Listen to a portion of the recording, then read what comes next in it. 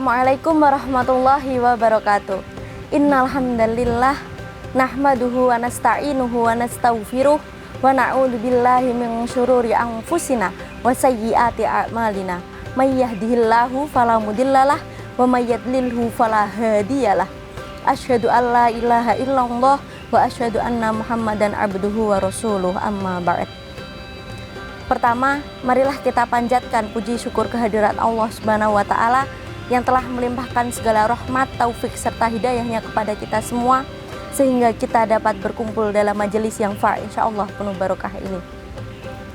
Sholawat serta salam semoga selalu tercurahkan kepada baginda Nabi Muhammad SAW yang kita nantikan syafaatnya kelak di yaumul qiyamah. Amin ya rabbal alamin. Al-Mihrab, cinta Allah, cinta Rasul, cinta sesama. Bagaimana kabarnya pada pagi hari ini pemirsa Al-Mihrab? Masih lancarkah puasanya? Semoga kita selalu diberikan kekuatan dan semangat untuk tetap dapat menjalani ibadah di bulan yang suci ini. Perkenalkan, saya Julinar yang akan menemani pemirsa Al-Mihrab dalam program acara Kuitiau Ramadan, Talk with Ustadzah. Tema yang akan kita bahas pada kali ini adalah tentang amalan di bulan puasa bagi wanita yang berhalangan. Tentunya saya tidak sendiri karena saya ditemani oleh narasumber kita yang sangat luar biasa dan hebat. Beliau adalah seorang dosen di Sekolah Tinggi Agama Islam Wali 9 Semarang. Beliau adalah Ibu Khoirotin Nisa MH.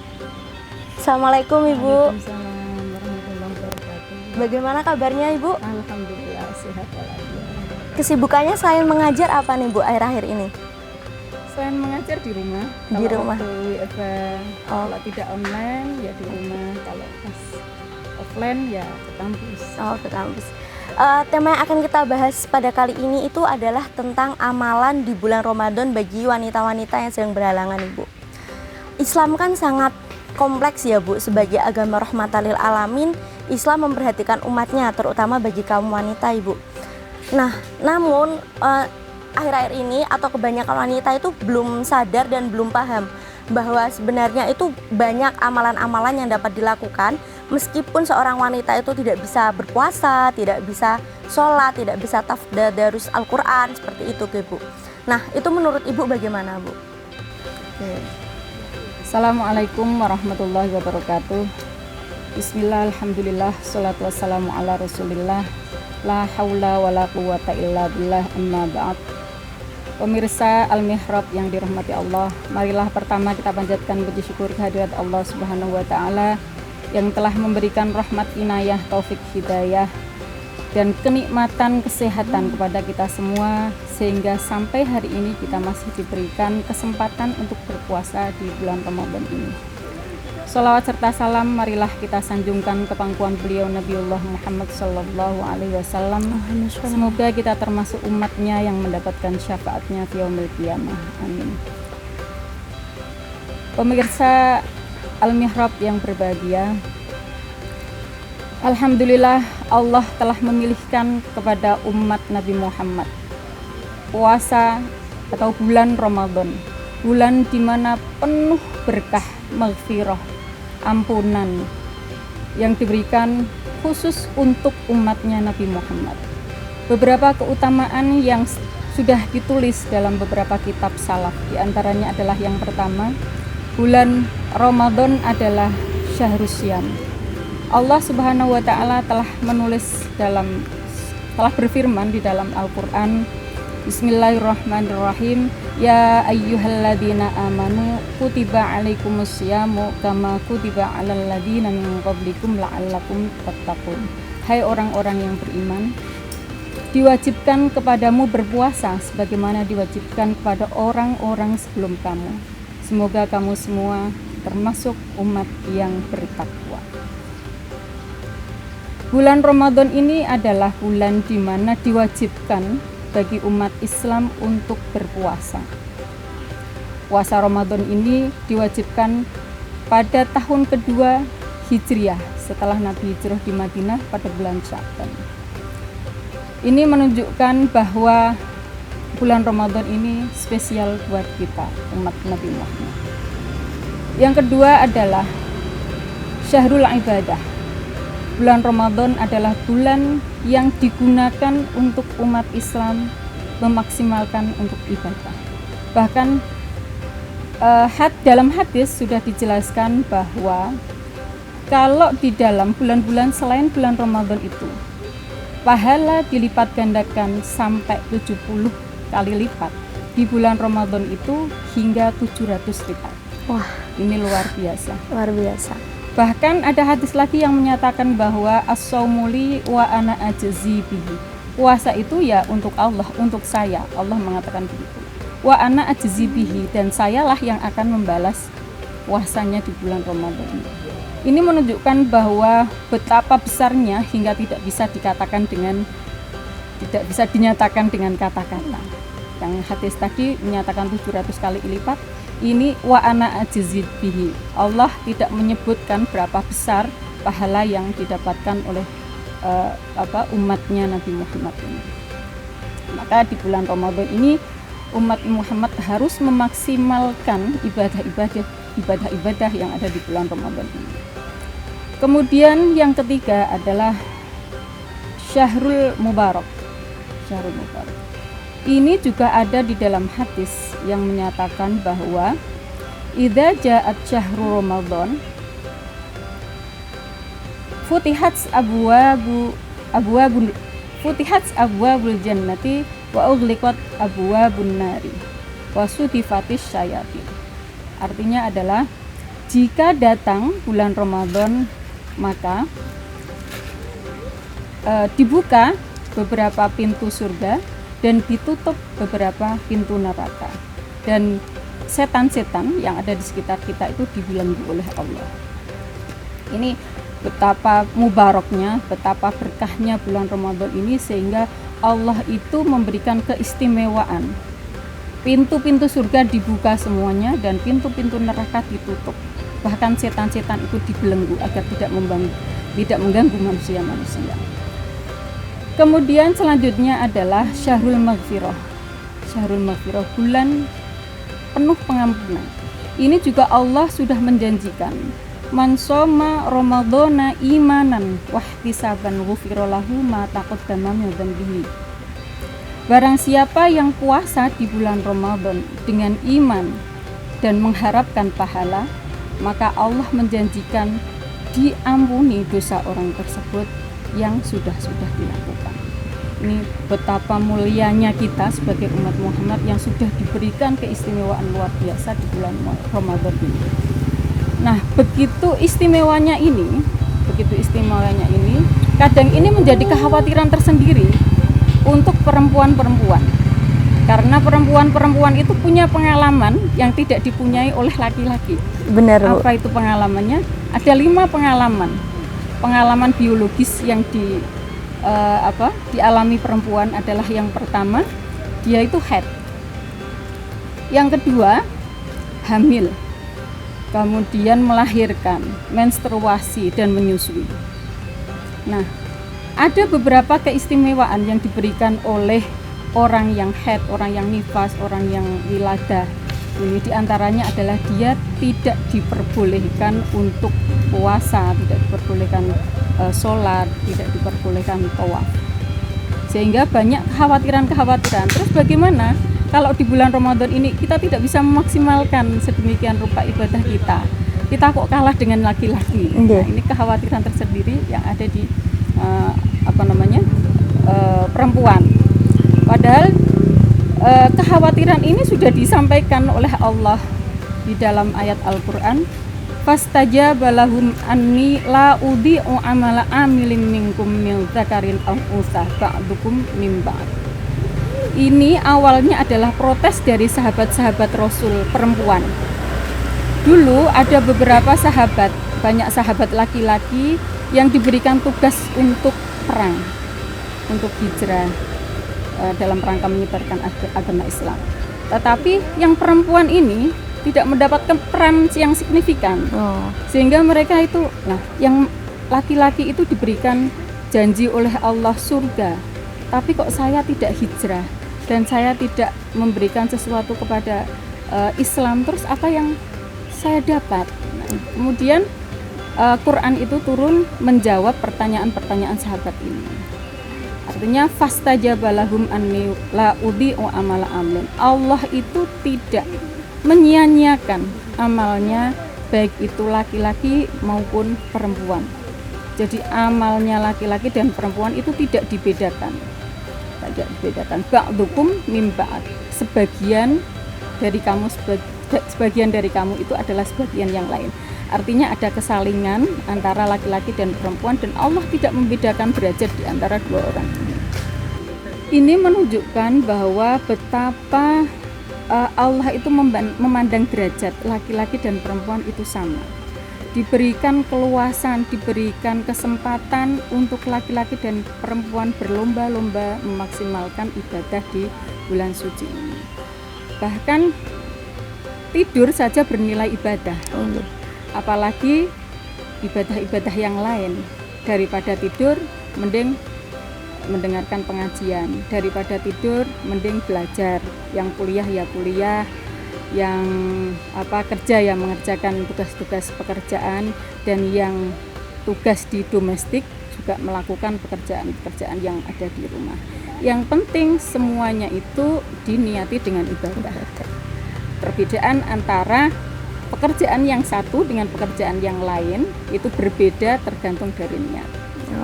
Kalau diniati untuk ibadah, kalau diniati yang baik ya bernilai ibadah. Tapi kalau niatnya itu berbeda, maka ya jatuhnya ya tidak ibadah. Makanya di bulan Ramadan ini apapun yang kita lakukan itu harus kita niati sebagai ibadah. Kita belajar bismillah niat ingsun ibadah.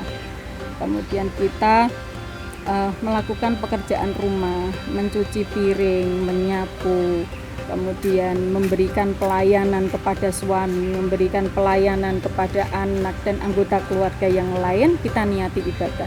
Insya Allah kalau kita niati ibadah itu, maka nilainya nanti juga ibadah. Dan Allah sendiri yang tahu apa maksud dibalik kita melakukan sesuatu. Allah tidak akan menyia-nyiakan amalan yang kita lakukan.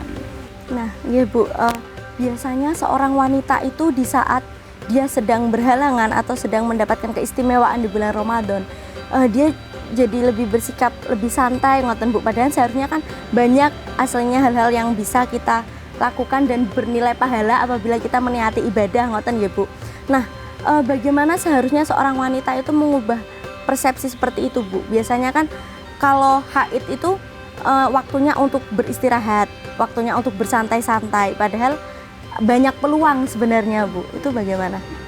Ini juga ada hadis yang menyatakan bahwa perempuan itu kurang akal dan kurang agamanya. Nah, ini biasanya digunakan untuk legitimasi orang-orang yang mengajukan pemimpin laki-laki daripada pemimpin perempuan. Nah, kenapa perempuan bisa lebih subordinat daripada laki-laki?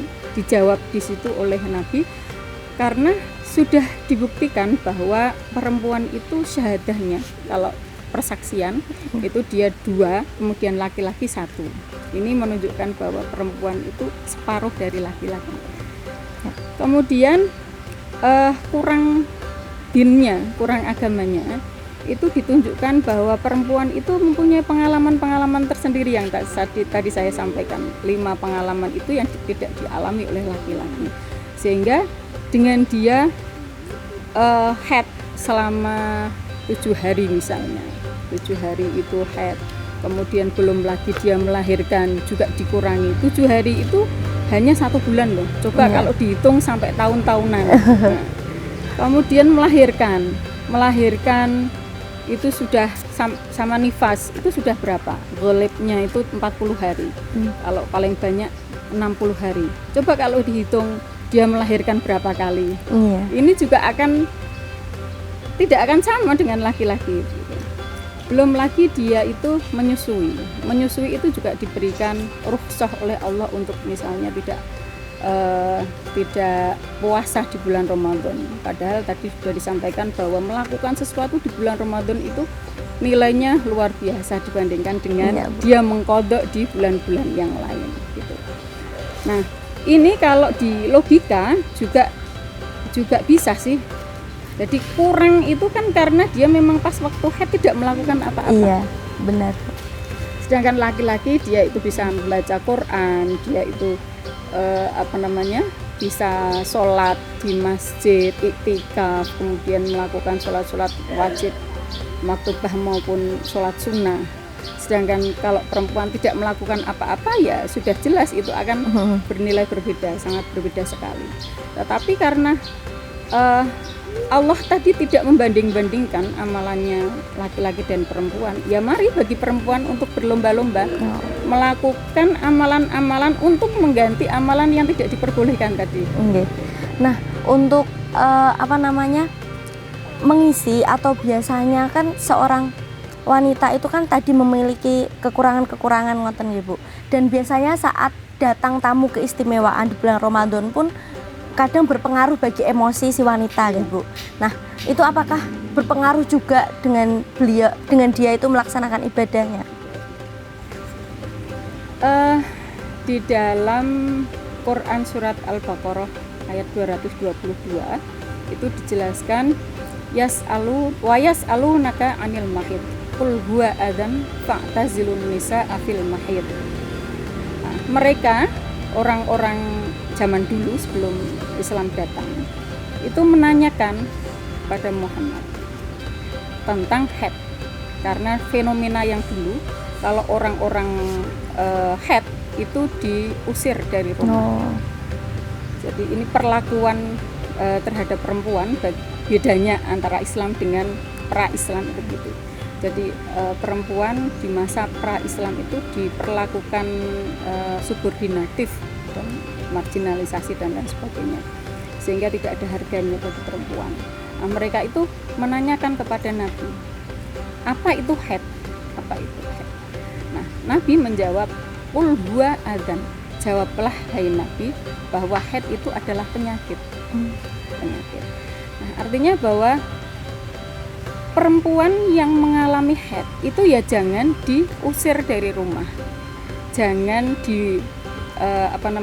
jangan diperlakukan yang beda, karena haid itu adalah sesuatu yang datang dari Allah, itu bukan kesalahan perempuan sendiri. Haid itu ya syai'un katabahullahu ala banati Adam. Jadi haid itu adalah sesuatu yang sudah dipastikan, sudah ditetapkan oleh Allah untuk perempuan-perempuan anak Adam. Jadi jangan perlakukan semena-mena. Ini bedanya Islam dengan sebelumnya. Fa'tazilun nisaa fil mahid. Nah, tadi sebelum fa'tazilun itu haid itu adalah adzan. Adzan itu dimaknai sebagai penyakit. Artinya penyakit itu sakit. Jadi kalau orang yang haid itu terkadang karena hormonnya berubah, ya dipengaruhi oleh hormon, dia itu merasa gampang emosi, kemudian malas-malesan, kemudian ya mengalami hal-hal yang tidak enak lah gitu. Apalagi kalau yang haid itu sering ini ya mengalami kesakitan waktu darahnya tidak bisa keluar. Tapi walaupun demikian itu tidak diperbolehkan untuk melakukan hal-hal yang sudah ada di dalam Al-Quran, hadis, ketentuan itu, termasuk misalnya diantaranya sholat, terus puasa, kemudian iktikaf dan lain-lain. Tetapi ada hal-hal yang diperbolehkan dalam rangka mengganti itu. Nah, ini pesan dari Allah untuk para suami itu fa'tazilun nisaa fil mahid. Jadi dijauhi hanya fil mahid. Jadi barang yang keluar haid itu kelamin. Jadi kita dituntut untuk menjauhi hanya alat kelamin saja.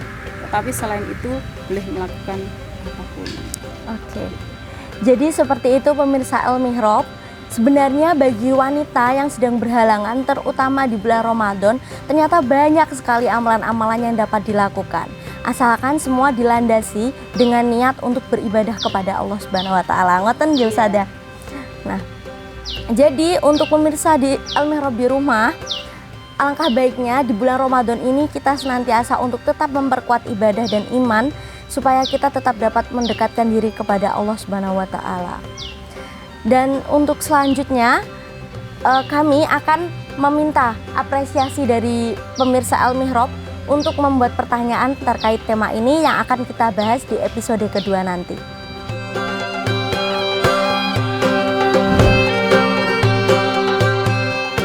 Kan kalau misal wanita haid, otomatis hal-hal yang berkaitan dengan ibadah itu berkurang atau istirahat. Nah, sebagai pengganti ibadah yang lain agar tetap mendapatkan pahala itu apa ya Ustazah? Misal seorang wanita berpuasa lalu menjelang maghrib dia haid, apakah itu masih bisa dihitung pahala berpuasa atau tidak ya Ustazah? Bagaimana hukum bagi wanita yang mempunyai hutang Ramadan namun sebelum lunas sudah memasuki bulan Ramadan lagi Ustazah? Ini ada pertanyaan terakhir Ustazah. Jika seorang wanita itu haid di tengah hari saat berpuasa, sedangkan ia sedang bersama orang-orang yang berpuasa, hal yang sebenarnya harus dia lakukan pertama kali itu apa Ustazah? Membatalkan. Membatalkan. Ya.